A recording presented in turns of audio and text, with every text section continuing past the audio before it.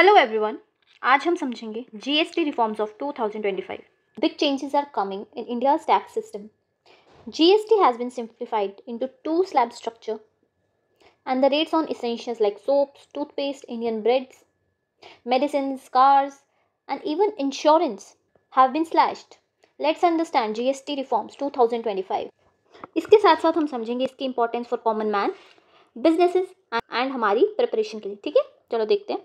सबसे पहले तो जीएसटी की फुल फॉर्म क्या है? It stands for goods and services tax. ठीक है, इंट्रोड्यूस कब हुआ? 1 जुलाई 2017 को, and it is considered one of the India's most significant indirect tax reform since independence. ठीक है, सो ऐसा नहीं है कि इसका आइडिया पहली बार 2017-16 में ही आया। ये जो टैक्स है ये पहले बार जब प्रपोज किया गया, it was propose in 2000 year. ठीक है, बट ये टैक्स एक रियलिटी बना हुआ है 101 कॉन्स्टिट्यूशनल अमेंडमेंट एक्ट जो कि पास और रेटिफाई हुआ इन 2016।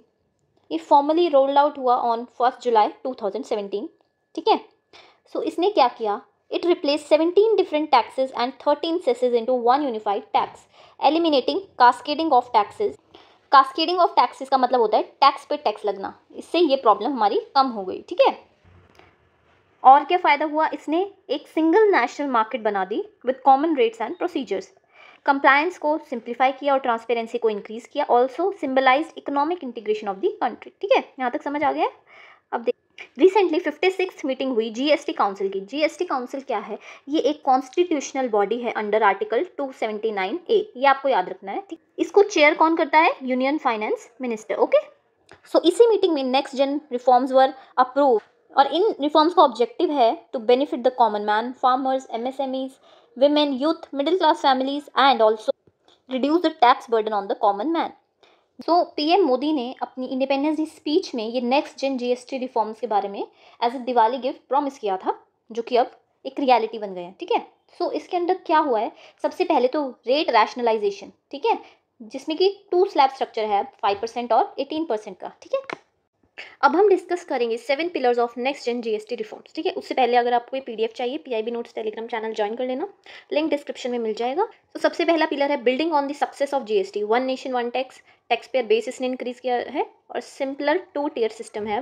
ठीक है, then we have rationalizing rates for fairer taxation. ठीक है, उसके बाद simplifying through technology, putting consumers first, empowering MSMEs and manufacturers, stronger states stronger Bharat.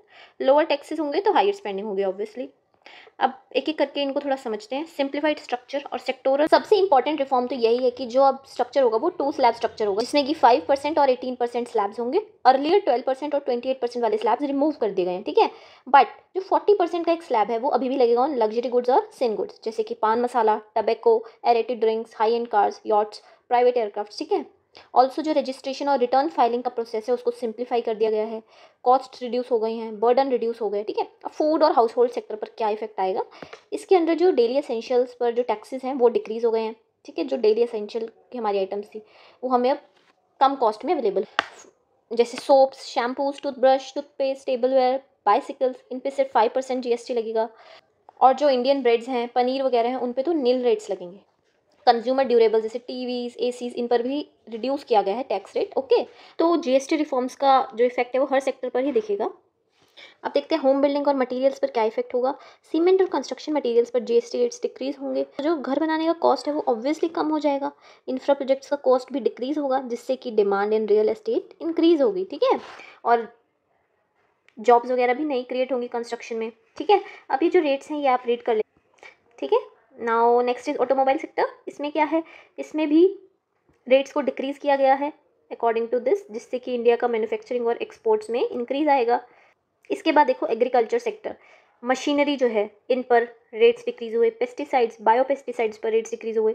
तो इससे क्या होगा? फार्मर्स के लिए ये थोड़े अफोर्डेबल बन जाएंगे, जिससे कि सस्टेनेबल फार्मिंग प्रैक्टिसेस अडॉप्ट हो पाएंगी। ठीक है, तो इनके भी कॉस्ट आप एक बार देख लेना कैसे डिक्रीज हुए। Then service sector, hotel stays हो गए, जिम्स हो गए, सैलून्स हो गए, योगा सर्विसेज, इन सभी सर्विसेज के जीएसटी रेट्स कम हो गए हैं। ठीक है, तो वेलनेस सेक्टर का एक्सेसिबिलिटी इंप्रूव होगी, और अगर कॉस्ट कम होगी तो लोगों के लिए वो चीज़ ज़्यादा एक्सेसिबल हो जाती है, तो उस इंडस्ट्री को भी बूस्ट ऑब्वियसली मिलता है। देन टॉय, स्पोर्ट्स, हैंडीक्राफ्ट्स, इन सब पर देखो 12% से 5% हो गए हैं रेट्स, जिससे कि हमारा जो आर्टिसन का लाइवलीहुड्स हैं वो सपोर्ट होंगे। इंडिया की कल्चरल हेरिटेज को हम प्रिजर्व कर पाएंगे और रूरल इकोनॉमिक ग्रोथ भी प्रमोट कर पाएंगे। ठीक है, देन एजुकेशन सेक्टर में काफ़ी चीज़ों पर तो 0% GST ही कर दी गई है, जिससे कि जो स्टूडेंट्स हैं उनको लर्निंग मटेरियल का कॉस्ट डिक्रीज़ होगा और स्टूडेंट्स के लिए काफ़ी सपोर्टिव मेजर है ये, ठीक है। देन मेडिकल सेक्टर में भी देखो काफ़ी मेडिसिन और मेडिकल डिवाइसेस पर जो GST रेट्स हैं उनको रिड्यूस किया गया, कहीं पर 12% से सीधा 0% एंड 12% से 5% ऑन आयुर्वेदा, यूनानी, होम्योपैथी। देन ग्लासेस पर 28% से 5% हो गया है, ठीक है, ऐसे देख लेना। अब हेल्थ और लाइफ इंश्योरेंस पर तो बहुत ही मतलब गवर्नमेंट ने बहुत अच्छा स्टेप लिया है, नील जो GST रेट है वो लगेगा, मतलब कोई GST लगेगा ही नहीं। तो इससे क्या होगा, जो mission insurance for all by 2047 है, इसको अचीव करने में एक बूस्ट मिलेगा, क्योंकि लोगों के लिए ऑब्वियसली कॉस्ट रिड्यूस होंगे तो एक्सेसिबिलिटी इंक्रीज होगी, लोग ज़्यादा लेना पसंद करेंगे, ये सब है ना। उसके बाद अब देखो इन GST रिफॉर्म से क्या बेनिफिट होगा सभी को। ऑब्वियसली किसी चीज़ का प्राइस लो होता है तो उसकी डिमांड इंक्रीज होनी एक्सपेक्टेड होती है। MSME को सपोर्ट करेगा, क्योंकि जो इनपुट पे जो GST रेट्स हैं अगर वो कम होंगे तो उनका बिजनेस ज़्यादा कॉम्पिटिटिव बन पाएगा। ईज ऑफ लिविंग इंक्रीज होगी, ठीक है, वाइडर टैक्स नेट, ठीक है, support for manufacturing, revenue growth होनी एक्सपेक्टेड है।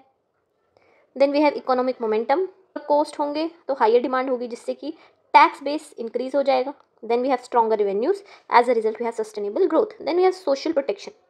अब इंश्योरेंस या एसेंशियल मेडिसिन पर अगर हम GST एग्जेम्प्ट कर रहे हैं तो ऑब्वियसली वो हाउस होल्ड सिक्योरिटी को स्ट्रेंथन कर रहा है, ठीक है ना। प्री GST एरा में क्या प्रॉब्लम्स है, कोई यूनिफॉर्म टैक्स रेट्स नहीं थे अक्रॉस स्टेट्स, एडिशनल टैक्सेस भी कई बार लगाए जाते थे, डिफरेंट रूल्स थे for returns, audits, penalties, weak input tax credit provisions थे, जिससे कि मिसयूज और टैक्स इवेजन होता। काफ़ी सारे केसेस में डबल टैक्सेशन थी, that is VAT plus service tax, जिससे कि बर्डन इंक्रीज होता था कंज्यूमर्स और बिजनेस दोनों पे। तो इसी के लिए GST ने काफ़ी अच्छा रोल प्ले किया by subsuming 17 different taxes and 13 cesses into one unified tax, और इसने एलिमिनेट किया cascading effect of taxes. And what is the performance so far of GST, इसने टैक्स बेस को इंक्रीज किया है from 66.5 lakh in 2017 to 1.51 crore in 2025।